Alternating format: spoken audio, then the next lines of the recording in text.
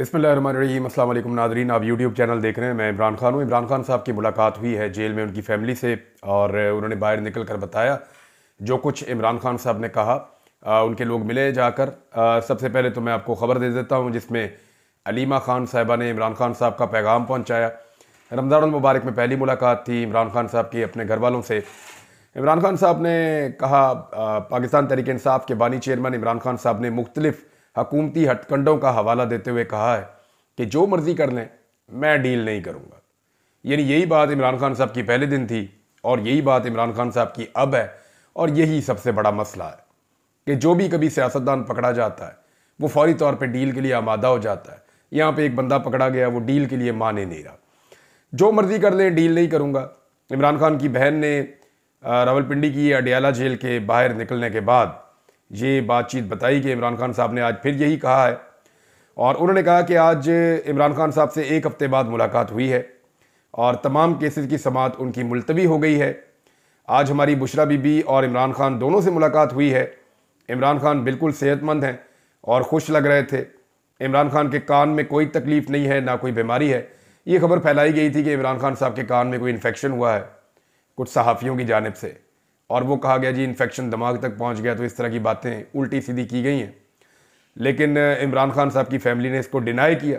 उन्होंने कहा जी बताएं आपका सोर्स क्या है, आप ये खबर कैसे दे सकते हैं, इमरान खान के बारे में नेगेटिव खबरें ना फैलाई जाएं।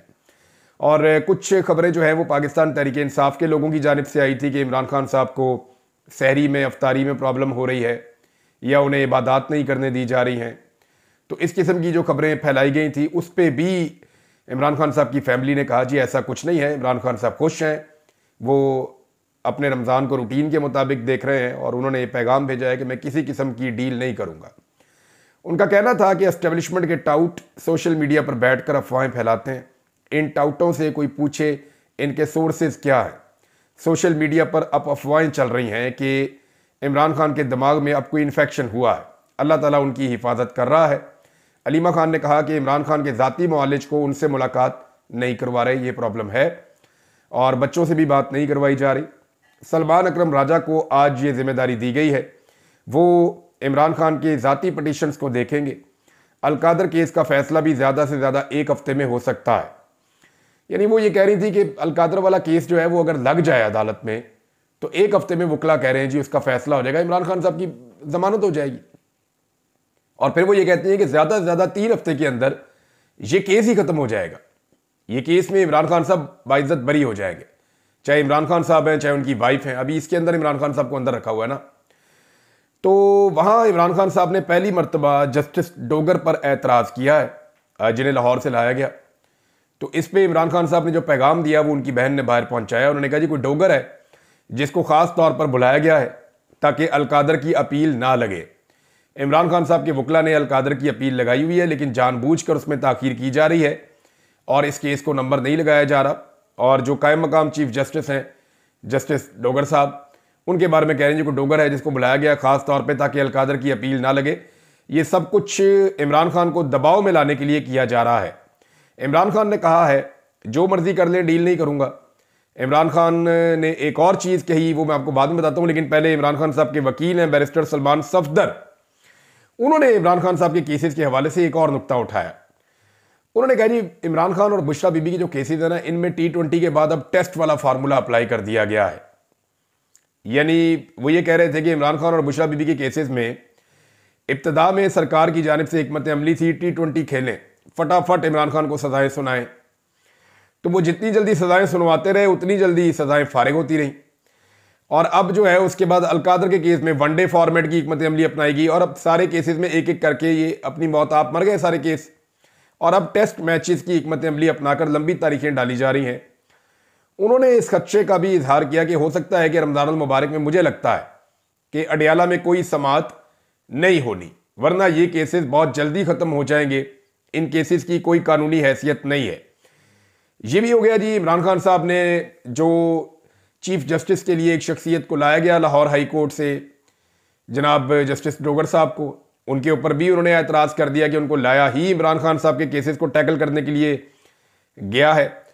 एक मामला और हुआ था नाज़रीन, आपको याद होगा खैबर पख्तूनख्वा की हुकूमत ने वहाँ पे एक अरबाब न्याज क्रिकेट स्टेडियम है, उसका नाम तब्दील करके इमरान खान क्रिकेट स्टेडियम रख दिया था। मैंने उस दिन ट्वीट भी किया था कि इमरान खान का नाम ऐसे मंसूबों का मोहताज नहीं है, वो एक बहुत बड़ा लीडर है और ये मायूब हरकत है। यानी ये तो नवाज शरीफ करता है, ये तो हसीना वाजिद करती थी, ये तो टिकटॉकर्स करते हैं, ये तो उनकी हरकतें हैं कि जो चीज़ मिलती है उसके ऊपर अपना मुंह लगा देते हैं और अपना नाम लिख देते हैं। इमरान खान का नाम तो तारीख में लिखा जाएगा, इमरान खान का नाम तो लोगों के दिलों पर लिखा जाएगा। इमरान खान का नाम तो जिस तरह वो डटकर खड़े हैं बतौर लीडर, इस मुल्क के दरो दीवार पे लिखा जाएगा और तारीख का एक हिस्सा बनेगा जिसे कभी भी आप मिटा नहीं सकेंगे। ये लैट्रीनों के ऊपर नाम लगा देना, स्टेडियम्स के ऊपर नाम लगा देना, अस्पतालों के ऊपर नाम लगा देना, ये छोटे छोटे स्कूलों के ऊपर नाम लगा देना, पार्कों के ऊपर नाम लगा देना, गलियों के ऊपर नाम लगा देना, ये सारी छोटी छोटी हरकतें हैं। ये हसीना वाजिद भी करती थी, उसने अपने मुल्क की हर जगह पे अपना नाम छाप दिया और आज वो मुल्क के अंदर आ भी नहीं सकती। ये उसके हालात हैं हसीना वाजिद के। तो ये शरीफ खानदान का वतीरा है, जरदारी खानदान का वतीरा है। इमरान खान के बहुत सारे लोग जो हैं वो तनकीद कर रहे थे उस दिन जब मैंने ये कहा कि ये इमरान खान साहब के लिए जेब नहीं देती है हरकत जो की है खैबर पख्तूनख्वा की हुकूमत ने। तो बहुत सारे लोग कह रहे थे जी ये देखें ना, इमरान खान का नाम आने पे कितनी लोगों को तकलीफ हो रही है, ये हो रहा है वो हो रहा है। अब इमरान खान साहब का अपना स्टेटमेंट आ गया इस पर और इमरान खान साहब की बहन ने ही स्टेटमेंट बाहर पहुंचाया। उन्होंने कहा जी कि इमरान खान साहब ने अखबार में पढ़ा कि अरबाब न्याज क्रिकेट स्टेडियम का नाम तब्दील करके उसे इमरान खान के नाम पर रखा गया है और ये बात इमरान खान साहब को पसंद नहीं आई। यानी जिस चीज़ के खिलाफ हमेशा इमरान खान साहब ने सियासत की, जिस चीज़ की हमेशा मजम्मत की, वही चीज़ अगर उनकी पार्टी करेगी उनके लिए और इमरान खान साहब खामोशी से उसे देखेंगे तो ये इमरान खान साहब की फिर कमज़ोरी बन जाएगी। आपको याद है उस्मान बुज़दार साहब ने अपने वालिद के नाम के ऊपर एक अस्पताल का नाम रखने की कोशिश की थी, तो मैंने उसके ऊपर बड़ी आवाज़ उठाई थी, उसके ऊपर वीलॉग्स किए थे। पूरी की पूरी पाकिस्तान तहरीक इंसाफ साथ खड़ी हो गई थी और तहरीक इंसाफ के अंदर से नौजवान आवाज़ें उठा रहे थे कि उस्मान बुज़दार ये ज़्यादती कर रहे हैं। तो इमरान खान साहब ने कहा जी अरबाब न्याज स्टेडियम का नाम वापस रखा जाए, इमरान खान साहब के नाम के ऊपर उसका नाम तब्दील ना किया जाए। नाज़रीन, इमरान खान साहब ने एक पैगाम जो है वो भिजवाया है और ये बहुत इंपॉर्टेंट है खबर। ये खबर दी है सलमान अकरम राजा साहब ने। इमरान खान साहब ने एक पैगाम फजलुर रहमान साहब के हवाले से कुछ हदायत दी है पार्टी को और ये हदायत अभी खुफिया रखी जा रही हैं। देखिए, फजलुर रहमान साहब की कुछ डिमांड्स हैं और उन्हें कुछ गारंटीज चाहिए पाकिस्तान तहरीक इंसाफ से। इसी तरह पाकिस्तान तहरीक इंसाफ की भी कुछ डिमांड्स हैं और उन्हें भी फजलुर रहमान साहब से कुछ गारंटीज चाहिए। तो एतमाद का एक फुकदान तो है क्योंकि एक बहुत लंबी मुखालफत फजलुर रहमान साहब की और इमरान खान साहब की सियासी नुक्ता नज़र से रही है। अब जो खैबर पख्तूनख्वा की हुकूमत है, अली अमीन गंडापुर साहब हैं या उनके करीबी साथी हैं, वो फजलुर रहमान साहब को अपने एक बड़े पॉलिटिकल राइवल के तौर पे देखते हैं खैबर पख्तूनख्वा में और उन्हें लगता है कि अगर फजलुर रहमान साहब खैबर पख्तूनख्वा में मजबूत होंगे तो उनके लिए चैलेंजेस बढ़ जाएंगे। हालांकि इस वक्त इमरान खान साहब का तोती बोलता है। वैसे भी गंडापुर खानदान के साथ या उनके खिलाफ फजलुर रहमान साहब इलेक्शन लड़ते हैं, DI खान से या उनकी फैमिली वहां से इलेक्शन लड़ती है, तो बाप को और बेटे को दोनों को शिकस्त दी है गंडापुर बरादरान ने। वो पहले भी दी है, आइंदा भी दे सकते हैं, लेकिन उन्हें ये खदशात भी हैं कि अगर इमरान खान साहब ने कुछ मफामत कर ली फजलुर रहमान साहब से तो उसका नुकसान कहीं गंडापुर फैमिली को ना हो जाए। बहरहाल कुछ हदायत हैं जो सलमान अकरम राजा साहब को इमरान खान साहब ने दी हैं फजलुर रहमान साहब से हवाले से। आने वाले दिनों में ये चीज़ें सामने आ जाएंगी जब डेवलपमेंट्स आप देख रहे होंगे। फिर सलमान अकरम राजा साहब ने कहा कि ये जो इमरान खान साहब को सैरी ना देने और इबादत से रोकने की बातों में किसी किस्म की कोई सदाकत नहीं है। उन्होंने कहा, खान साहब ने वजाहत से कहा है कि जो लीडरशिप पर हमला होता है वो भगौड़े करते हैं, वो अवाम में अपनी जगह बनाने के लिए ऐसा करते हैं जो लीडरशिप के ऊपर अटैक करते हैं। जैसे कि मरवत साहब अटैक कर रहे थे राजा साहब पे, एक्चुअली उनका इशारा उसी तरफ है। उन्होंने कहा कि कुछ लोगों ने वकालत के जरिए अपना सियासी कद बढ़ाने की कोशिश की, जिसको खान साहब जिम्मेदारी दें उसको सियासत करनी चाहिए। और नियाजुल्लाह नियाज़ी साहब को इमरान खान साहब का स्पोक्स पर्सन मुकर्रर किया गया, जबकि बुशरा बीबी के भी स्पोक्स पर्सन बदल दिए गए, नए स्पोक्स पर्सन जो है वो मुकर्रर कर दिए गए हैं। नाज़रीन, एक और ख़बर मैं आपके सामने रखता हूँ, ये ज़रा अखबारात देखिए आप आज के। इस मरतबा जो अखबार है वो टिकटॉक हुकूमत ने नहीं खरीदे, जो पंजाब की टिकटॉकर्स हैं ये अखबारात ख़रीद लेते हैं पूरे के पूरे 60-60 सफ़ों के इश्तेहारात छपा देते हैं, उनमें 100-100 200-200 दफ़ा अपनी ज़ाती तस्वीरें लगा देते हैं मॉडलिंग की, ऐसा लगता है। और फिर टिकटॉक तो हर वक्त बनते ही रहते हैं, टिकटॉकर्स का काम तो जारी है। जितने मंसूबे माजी में शुरू हुए उन तमाम मंसूबों पे अपनी तख्तियां लगा लगा के अपनी टिकटॉक्स बनाई जा रहे हैं, अपने इश्तेहारात छपवाई जा रहे हैं। और ये खबर नॉर्मली जिन सहाफ़ियों से इतने नाराज़ नहीं है, PMLN वाले या टिकटॉकर्स उतने नाराज़ नहीं हैं, उन्होंने भी इस बात की तस्दीक की।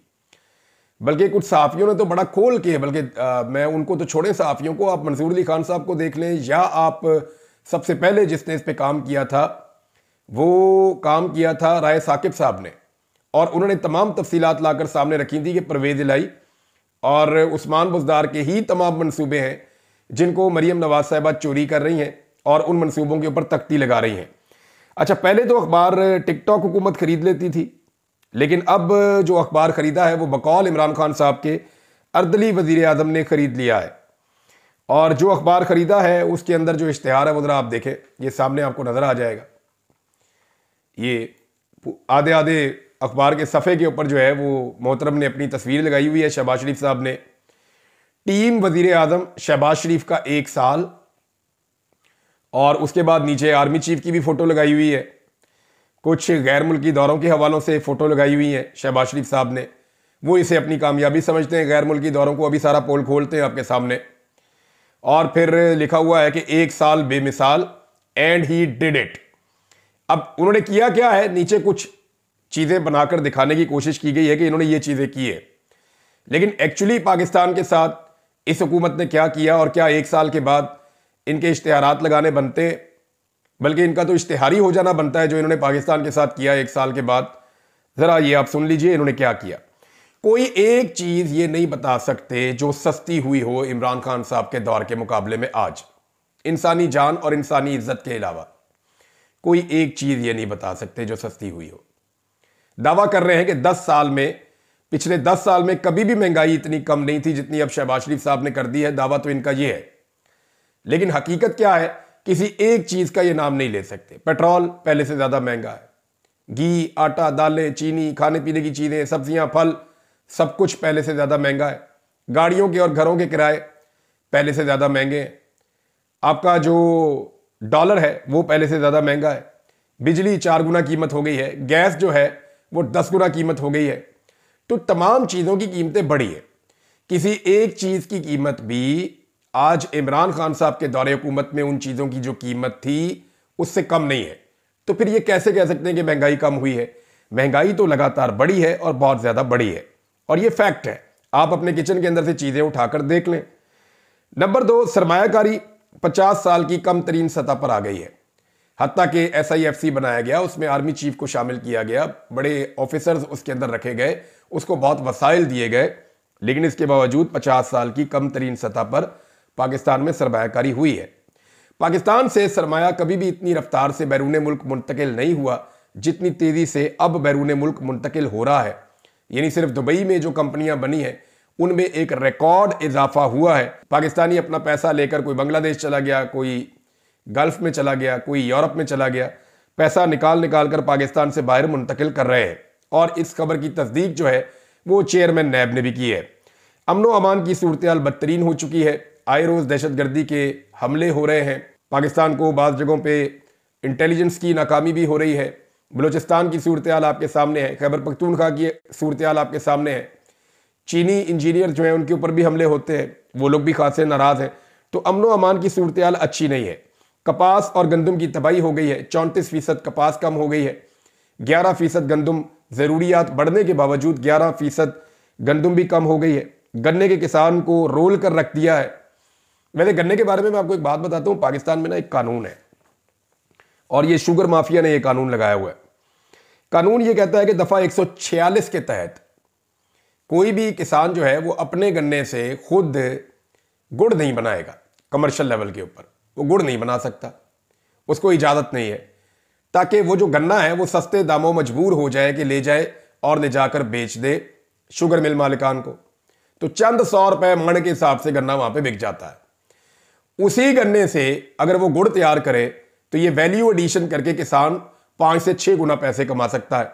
लेकिन किसान को पैसे कमाने की इजाज़त नहीं है क्योंकि शुगर माफिया और शुगर मिलें सारी की सारी बड़े बड़े लोगों की हैं और सियासतदानों की हैं, तो वो पॉलिसीज ऐसी बनाते हैं, कवानीन ऐसे बनाते हैं कि कुछ भी हो जाए, शुगर जो है, शुगर मिलों को जाके आपको गन्ना बेचना पड़ेगा। आप अपने गन्ने से खुद गुड़ नहीं बना सकते। हालांकि गुड़ जो है वो सेहतमंद भी होता है, गुड़ जो है उसके इतने मुज़र असरात भी नहीं होते, और चीनी जो है उसके मुज़र असरात भी होते हैं और वो सेहत के लिए भी अच्छी नहीं होती। लेकिन इसके बावजूद पाकिस्तान के अंदर आप ये देख लें कि किस तरीके से किसानों को पीसने का बंदोबस्त किया जाता है। हम बात करते हैं किसानों की, उस पर इनकी ये पॉलिसी है।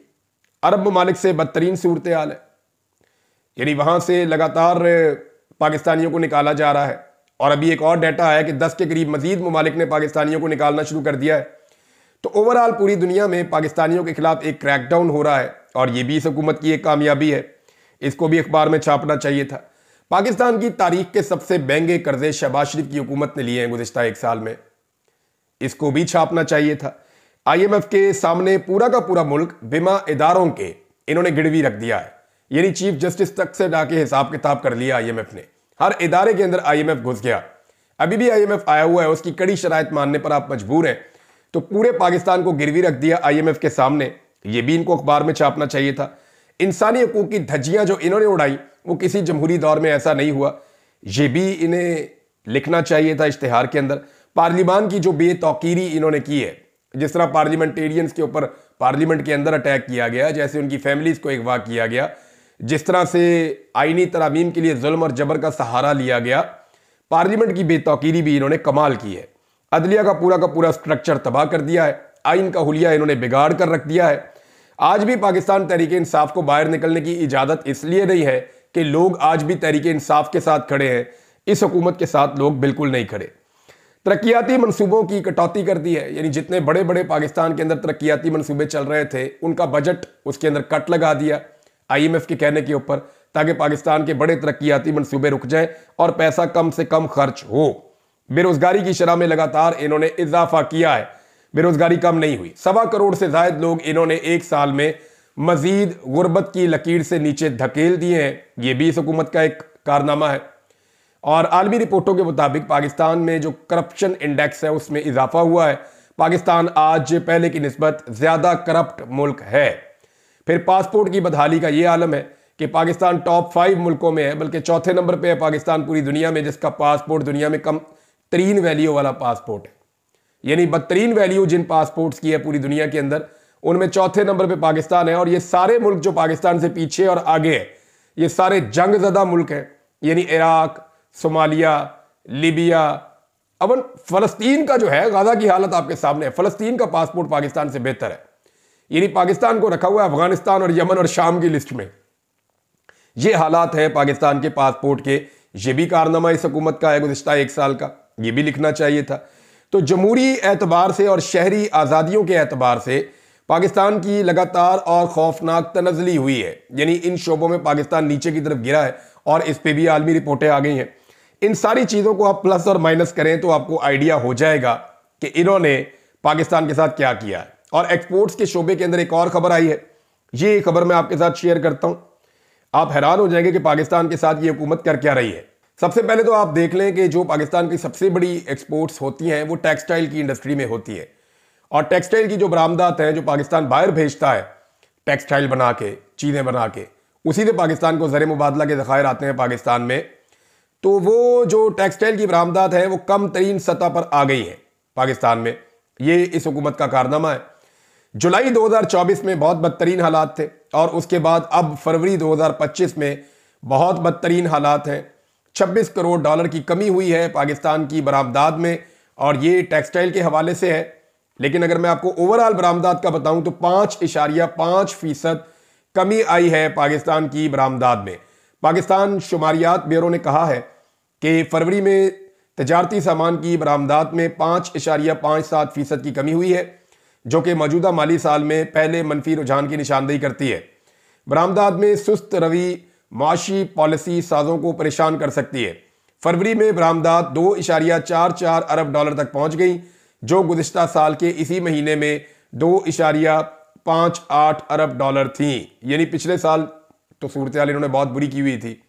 एक्चुअली तो जो मामला ऊपर गया था वो इमरान खान साहब के दौरे हुकूमत में गया था, जब टेक्सटाइल इंडस्ट्री के अंदर आपको काम करने वाले बंदे नहीं मिल रहे थे, मजदूरों की कमी हो गई थी, टेक्निकल स्टाफ नहीं मिल रहा था, अपनी पूरी पावर के साथ पाकिस्तान की टेक्सटाइल इंडस्ट्री अपने बूम पर चल रही थी इमरान खान साहब के दौरे हुकूमत में, कोरोना आने के बावजूद। लेकिन अब इन्होंने ये हालत कर दी है टेक्सटाइल की, मैंने आपको बता तो दी है, सारा कुछ आपके सामने है। नाजरीन, चीनी बेचने के चक्कर में लोगों को चूना लगाया जा रहा है और टिकटॉक और हुकूमत के हवाले से कुछ सोशल मीडिया के सारिफीन ने तस्वीर और वीडियोस लगाकर यह दावा किया है कि चीनी के लिए लगाए गए स्टॉल्स खाली हो जाते हैं फोटो सेशन के बाद, और ये सिर्फ फोटो सेशंस तक महदूद है। और वो हुकूमत जिसने ये कहा था कि चीनी को 2 रुपये भी किलो हम महंगा नहीं होने देंगे और हम बहरान नहीं आने देंगे, जिस वक्त हम सब ने खबरदार किया कि आप इसको एक्सपोर्ट ना करें, आप पैसा कमाने की तरफ ना जाएं, आप चंद खानदानों की जेबों में पैसा डाल देंगे, पाकिस्तानियों की जेबें कट जाएंगी। तो उस वक्त इन्होंने कहा था जी कि 2 रुपये भी हम महंगा नहीं होने देंगे। आज वो कीमत 20 रुपए से ज्यादा महंगी हो चुकी है। अब तक के लिए इतना ही। अपना ख्याल रखिएगा, अपने इस चैनल का भी। अल्लाह हाफिज।